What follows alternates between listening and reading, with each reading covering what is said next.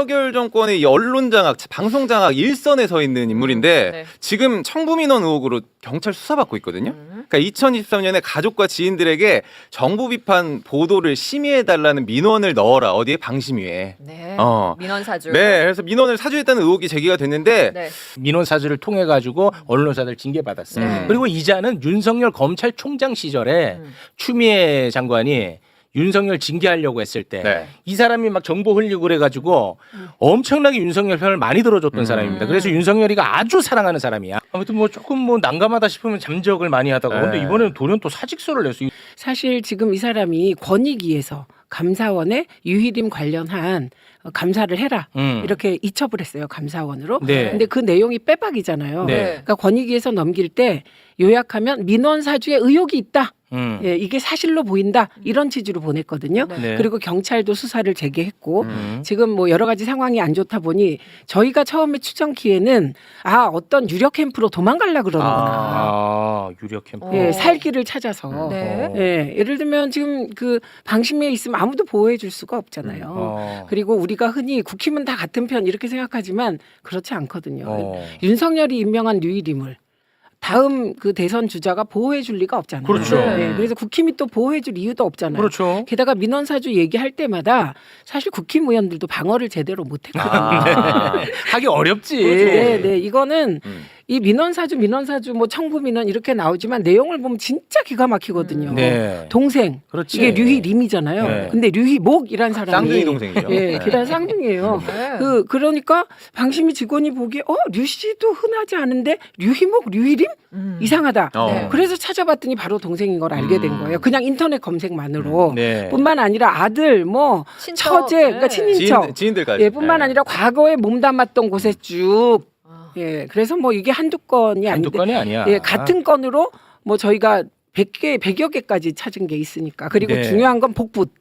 똑같은 그렇지. 내용을. 다, 오탈자도 오탈자. 같았고. 예, 핵심이에요. 오탈자가 네. 같아요. 예, 그래서 이건 빼박 청부 민원이고요. 대박입니다. 그래서 네. 저는 처음에 추정키로 야 기름장어다 진짜. 좀 아까 기회주의자가 더 위험하다고 네. 했는데 이분도 기회주의과예요. 그렇습니다. 예, 그래서 수리는 네. 방통위가 이제 방통위에 내는 거예요. 그럼 방심위원장이 방통위에다 사직서내. 예, 내면 인사혁신처와 의논을 합니다. 네, 그래서 그 의논 결과에 따라 인사혁신처가 대통령실에 보내는데 대통령이 없잖아요. 네. 예, 그러니까 한덕수 대행이 처리를 해야 되는 건이죠. 그래서 지금 제가 오후에 확인하고 온 거는 네. 방통위에 아직 머물러 있다. 아직까지는. 그런데 그 이진숙이 외국 나가 버렸어요. 지금 미국에 있어요. 오늘 오전 10시 네. 35분. 언론통위원장입니다. 지난 1월에 헌재에서 본인 탄핵이 기각이 되면서 다시 직무에 복귀를 합니다.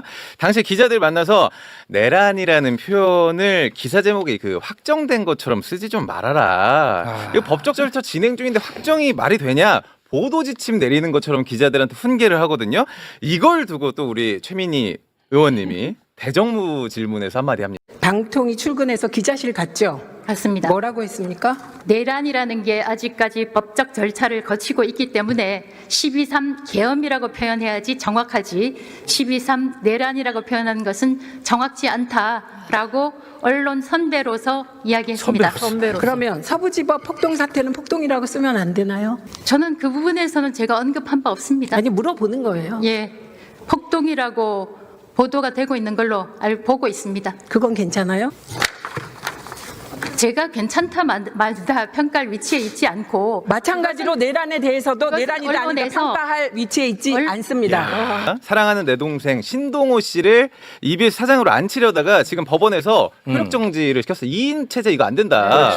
이진숙이 여기에 바로 불복하고 항고를 했거든요. 여기에 더 나가서 현재 EBS 사장 김유열 사장을 직무정지 가처분해달라 신청을 합니다. 그러니까 이유는 김유열 사장 임기가 끝났는데 계속 일하고 있으니까 내 임명권 행사가 지금 침해된다. 네가 빈자리를 빼줘야 내가 늘 거 아니냐 이런 느낌이에요. 지금. 징글징글합니다 네. 진짜. 김유열 사장은 본인이 복귀하고 싶다고 복귀할 수 있는 게 아니거든요. 법원에서 그 신동호에 대한 임명 절차가 적법하지 않다. 네. 2인 체제 방통위에서 이 중요한 사안을 의결하면 안 된다. 이렇게 판단해서 가처분 신청을 김유열 사장이 했는데 받아들인 거예요. 그렇죠. 그러니까 그 EBS 법에 보면 다음 사장이 임명될 때까지 전임 사장이 사장 역할을 대행한다고 법에 명시되어 EBS 법에 있어요. 나와요. 네, 이게 지금 성립이 아예 안 되는 가처분 신청이네. 웃기는 거라니까. 야 진짜 제대로 미친 사람 나타났다. 이건 아예 법적으로 성립이 안 되는 네. 신청이었네. 근데 이진숙을 종군 기자라고 막 얘기하시잖아요. 네. MBC. 그래서 제가 그 민원연 사무총장 때 이진숙 씨를 불러서 토론회를 2번 정도 했어요. 근데 그때 느낀 게 종군 기자가 왜 이러지? 좀 이런 느낌이었거든요. 네. 그런데 다 종군 기자라니까 MBC가 그렇다니까 네. 그런 줄 알았어요. 근데 제가 최근에 1년 과정을 보면서 아까 기회주의가 제일 위험하다. 그렇습니다. 당시에는 MBC가 그때는 그가 종군 기자 연할 때는 그때는 사회적 분위기가 개혁적인 에너지가 막 올라갈 때예요. 네. 그래서 노조 활동도 했었어요. 근데 이분이 바뀌었던 건 언제냐? 이명박 정권이 들어서면서 완전히 돌아서 방송 장악의 여장군이 된 거거든요. 그러면 방송 장악의 여장군이 될 때 정권은 바뀔 수 있는데 왜 그랬을까? 이런 의심이 생기죠. 네네. 왜 그랬을까? 그때 민주당 후보가 이명박한테 530만 표 차로 집니다. 네. 그래서 다시는 진보가 일어날 수 없는 것 같은 상황이었어요. 완패를 하니까 저쪽으로 가야겠다. 네, 그냥 막 100만 표 이렇게 지면 아. 그래도 희망의 싹이 있는데 그때는 그런 분위기였어요. 네. 530만 표 차로 지고 나니까 분위기가 이제 진보는 죽었다 이런 분위기였어요. 그러니까 그때부터 돌아선 거예요. 맞아, 이 빌런들은 다 기회주의야. 그럼 류일임은 이념형이나 형이냐 아니라는 거예요. 거기도 저한테 얼마나 깍듯한데요. 유일임이 네. 언제요? 국회 나오면 저 요즘요? 인사하러 와요. 아, 요즘도? 위원장실로 인사하러 온다니까. 와, 그래요? 그럼 인사하러 와서 너무 깍듯하고 너무 부드럽게 인사를 해요. 와, 그런 사람을 그렇게 다그쳤어요? 더 다그쳐 주셔야 됩니다, 의원님. 제가 사람을 잘 안 만나는 이유 중에 하나예요. 한 번 만나고 2번 만나고 비밀의 숲이란 드라마에서 보면 한 끼 식사로부터 모든 게 시작됐다는 표현이 나오거든요. 그래서 제가 밥도 잘 안 먹어요. 기름장어다 속으로 혼자 그렇게 생각하는데 네. 그렇게 막 친절하게 하고 인사도 깍듯하게 하고 정말 목소리도 부드럽게 하면 그 기회주의의 힘이 저거구나 이런 생각이 그렇지. 든다니까요. 대한민국의 유력 정치인들이 네. 녹화 끝나고 식사하시죠. 뭐 할 수도 있거든요. 하지만 저는 면전에다 대고 저 밥 안 먹습니다. 7년 같이 일했는데 밥을 같이 먹은 안 적이 먹지 없어요. 않습니다. 김용원 상임위원부터 보겠습니다. 이 사람이 최고 아닌가? 최고인 것 같아요. 이 사람이 네, 최고야. 영상도 있긴 한데 검사 출신. 12.3 계엄 사태 관련해서 윤석열, 김용현 내란 주동자들에게 방어권을 보장해 줘야 한다. 황당한 안건을 밀어붙인 사람이거든요. 이때 인권위가 약자가 아니라 권력자를 비화한다 비판이 쏟아졌거든요. 이 건에 대해서 항의 방문을 한 국회의원들한테 오히려 폭언을 합니다. 길 막지 마세요. 반면서지마! 어디 반면서! 막기는 뭘 막어! 한 마리 가는 게 문제였어! 예, 검사 출신. 예, 저 사람이요. 네. 1990년에 와. 검사 하다가 옷 벗게 된 한 계기가 된 것이 변태 영어. 예, 변태 영업 걸려요. 그런데 이 사람이 변태 영업에서 딱 걸려놓고 나중에 책을 써요. 근데 그 책에다 어떻게 쓰냐면 말하자면 폭도처럼 들이닥쳤다는 요지로. 아, 그러니까 예, 경찰이. 예, 경찰과 그러니까 이 기자들을. 기자들이가 네. 검사일 때 그 유흥주점에서 이제 놀았던 거야. 네. 근데 하필이면 그날 경찰이 변태 영업 단속 나오고 단속을. 그거를 KBS가 찍습니다. 그래가지고 저자가 검사야. 네. 검사가 경찰을 폭행을 폭행하는 합니다. 게 찍혀. 그리고 그 찍는 네. KBS 기자를 네. 보복 수사를. 또 합니다. 맞아요. 내가 볼 땐 끝판왕이야. 윤석열이 탄핵되면 헌재를 부셔 없애버려야 된다라는 글을 씁니다. 네. 그리고 역사 강사 전환기 씨에 대해서는 야 이렇게 통렬하게 비판을 해주시니까 고마워서 눈물이 난다. 내가 지금 공직자지만 기꺼이 무료 변론 해주겠다. 이거 공직자의 언어가 아니에요. 그러니까 이런 사람이 국가인권이라니. 아, 이 이런 사람은 이름이라니. 또 있습니다. 그 유명한 일본도 사건. 1999년에 한일 해양 협정이 있었어요. 그런데 그때 해수부가 협상을 잘못했다. 그리고 해수부 장관한테 일본도를 보냈어요. 할복하라고. 할복하라고. 그런데 야. 여러분이 시기를 잘 보셔야 돼요. 그게 1999년이에요. DJ 때예요. 네, 그러니까 이 사람은 제가 보기에는 미친 사람 많은데 이 사람이 미친 빌런의 최고봉. 우리가 세계 인권 기구에서 대한민국을 정말 요주의 국가로 지정했습니다. 안창호 인권위원장 이야기를 좀 가져왔습니다. 네. 국제인권기구에 서한을 보내요. 그러니까 세계 국가인권기구 연합 간리라고 하는 인권기구가 있는데 우리나라 헌재를 비판하는 편향된 서한을 보냅니다. 내용이 우리 국민 절반 가까이가 헌법재판소를 믿지 못하고 있다. 탄핵이 지금 잘못됐다라는 내용인데 이거는 실제로 이 간리가 우리나라를 지금 국제 심사를 하고 있는데 A등급에서 B등급으로 강등될 위기에 처해 있거든요. B등급 강등된 사례를 찾아보니까 이집트, 태국 군부 쿠데타 있을 때 B등급으로 강등을 한다고 하거든요.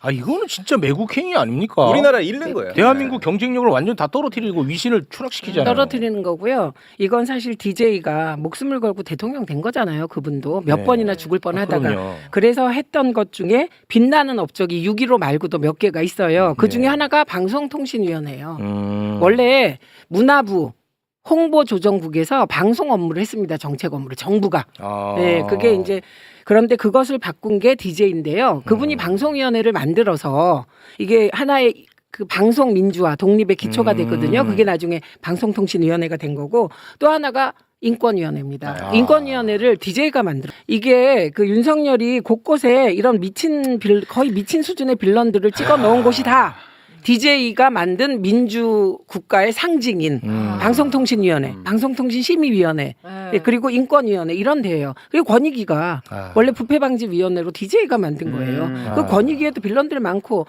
그 빌런 중에 하나가 지금 방통위에 와 있잖아요. 부위원장으로. 거의 한 30년을 후퇴시켰네. 예, 그렇습니다. 진짜. 예. 와.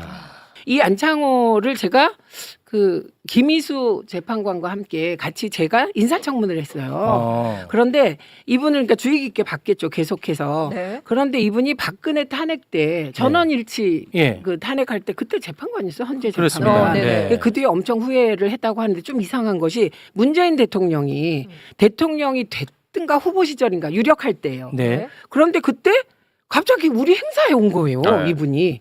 우리 행사가 뭐예요? 그 문재인 대통령 관련 행사에 네. 왜, 이분이 무슨 자격으로? 그때 그냥 온 거예요. 그 민간인 신분이었어요? 예, 신분은 제가 어. 그 변호사였겠죠. 아, 네. 예, 그런데 왔어요. 네. 그런데 제가 깜짝 놀라가지고 어. 저한테 또 그 유일임의 얼굴로 인사를 하더라고요. 너무 반갑게. 근데 그럴 처지가 아니잖아요. 저쪽에서 추천한 분이니까. 네. 그런데 막 너무너무 다정하게 인사를 하면서 네. 저 동그란 얼굴이 웃으면 좀 귀여우세요. 그래서 제가 어머 여기 웬일이세요? 제가 또 솔직하잖아요. 네네네. 그랬더니 이렇게 웃더라고요. 그러니까 기회주의자가 많네. 도처에 깔렸네. 저분들이 이번에 만약에 혹시 민주당 후보가 네. 또 500만 표 차로 이기면 어떤 태도를 취할지 또 환생할 수 이쪽으로 있다. 와. 또 환생할 수 있습니다. 그리고 절대 안 됩니다. 우리는 안 그러겠지만 본시 권력은 그런 사람을 좋아해요. 말을 잘 듣거든요. 맞아. 네. 진실화웨이 박선영 위원장입니다. 그러니까 왜곡된 과거사를 바로 잡는. 진실되게 바로잡는 역할을 하는 기관의 하는데. 수장인데 네. 이분이 대한민국에서 가장 역사 왜곡을 잘하는 사람으로 알려져 있다 이 말입니다. 이렇게 코미디는 없습니다. 없는 코미디입니다. 제가 북한군이 개입을 했는지 안 했는지는 저는 모른다고요. 그거 하라고. 제가 어떻게 그 이상을 답변해 드릴 수 있겠습니까? 논란이 있다는 건 알지만 제가 그 사실에 대해서는 모른다고요. 그거 하라고. 퇴장해 주세요. 퇴장 명령을 저한테 하실 수는 없는 것으로 압니다. 예, 저분이 지금 자기를 퇴장시킬 권한이 위원장한테 없다고 하잖아요. 네네. 그 얘기가 뭐냐면 그 145조, 149조에 보면 의원이 이러저러 할 때는 발언권을 정지하거나 퇴장시킬 수 있다. 이렇게 돼 있는 조항이 있고요. 네. 그거보다 또 다른 조항에는 장례를 정리할 권한이 있다. 이렇게 되어 있어요. 그러니까 그 조항에는 참고인도 다 해당되는 거죠. 네. 그러니까 저분은 저 요지는 뭐냐면 의원들한테만 해야 돼. 너 나는 참고인이야. 혹은 나는 기관장이야. 나한테는 할 수 없어. 안 그렇습니다. 그러니까 법을 꼼꼼하게 보셔야 돼. 그러니까 저런 분들은 어떻게 저렇게 하나같이 골라도 방송 자유와 독립을 지켜야 되는 기관에는 방송 장악 선봉장 네. 그 내려보내고 네. 그다음에 이런 진실화해위원회는 사실 이게 넬슨 만델라가 굉장히 독특한 방식으로 과거사를 청산했거든요. 예, 그래서 그 독일식 방법이 있잖아요. 끝까지 잡아서 족치는 거. 마지막까지. 예, 그런데 넬슨 만델라는 고백하게 하는 거예요. 그런데 그 고백을 공중 앞에서 하는 거예요. 그런데 그 고백의 내용이 틀린 게 있어. 그럼 정말 무자비한 이제 정말 처벌을 하는 거예요. 네. 그런데 그 방법이 굉장히 신선하고 유유상종이에요. 예. 윤석열, 김건희 유유상종. 그렇습니다. 그 사실 김건희와 제가 악연인데 김건희와? 제가 방송통신위원회 임명 못 되고 7개월 7일 동안 아무것도 못 하고 방송도 못 나오고 맞아요. 살았잖아요. 맞아요. 네. 그런데 그때 한 기자가 제게 어떤 제보를 줬냐면 용산 행정관이 그러는데 네 사주를 김건희가 봤다더라. 어머. 위원장님? 김건희가 내 사주를 봤다더라. 진짜로? 네. 그래서 그런데 제 사주가 윤석열을 역하는 사주고 내가 정부에 들어가면 윤석열을 해한다 그래서 당신을 임명 안 한다고 그래요? 용산 행정관이 얘기를 해줬다. 그러면 저에게 연락이 왔어요. 유력 언론사 기자가. 방통위원까지 사주를 넣을 정도면 진짜 김건희는 바쁘긴 바빴겠다. 중요한 게 이게 처음으로 김건희 필체가 공개됐습니다. 사인을 맨 밑에. 본인이 해야지. 어. 그래서 그 필체를 활용해서 많은 걸 또 밝혀낼 수 있을 거라고 생각합니다. 그 김건희 논문. 예, 그러면 교수들이 쭉 사인하잖아요. 네. 그런데 그 사인 필체가 한 사람인 것 같다. 아. 이상하다 이런 얘기가 있었어요. 어. 그래서 그 한 사람이 누구냐 막 추적하고 그랬거든요. 그러니까 필체 대조에 보면 또 재밌는 사실이 나올지도 모르겠습니다. 김건희에 대해서 굉장히 꼼꼼하시네. 아니, 세상에 너무 빌런이 많습니다. 맞습니다. 저희가 마지막까지 추적하도록 하겠습니다. 네.